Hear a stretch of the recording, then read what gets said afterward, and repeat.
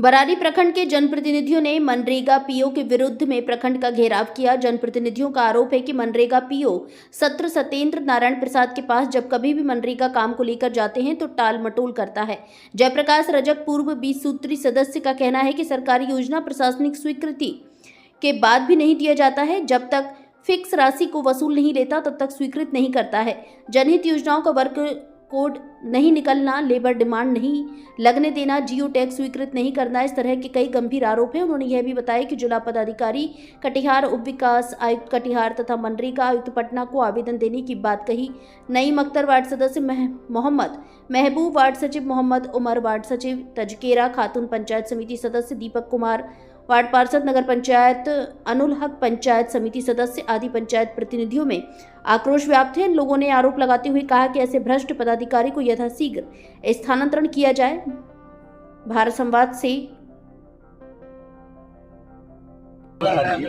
जब से पदस्थापित हुए हैं तब से बरारी प्रखंड में विधिवत सरकार के नियमानुसार कार्य नहीं किया जा रहा और छोटे कर्मियों को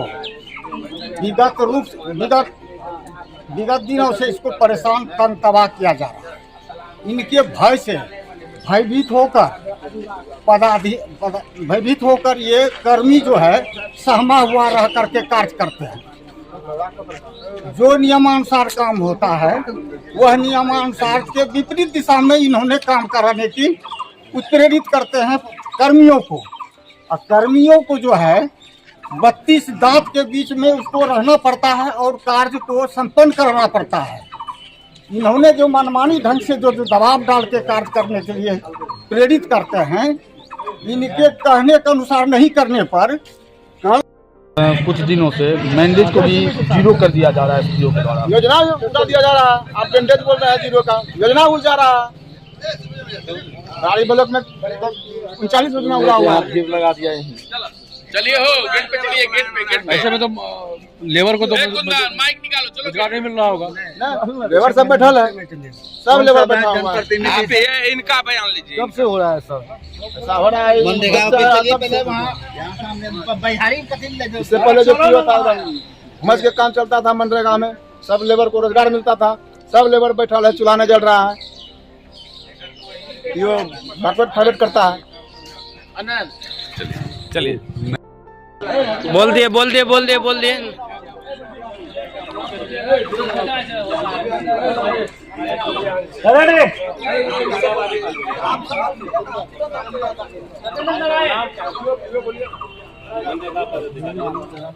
मनरेगा पदाधिकारी मुर्दाबाद, मनरेगा पदाधिकारी मुर्दाबाद, मनरेगा पदाधिकारी मुर्दाबाद, अंचल पदाधिकारी अंचल पदाधिकारी बरारी प्रखंड विकास पदाधिकारी बरारी प्रखंड विकास पदाधिकारी।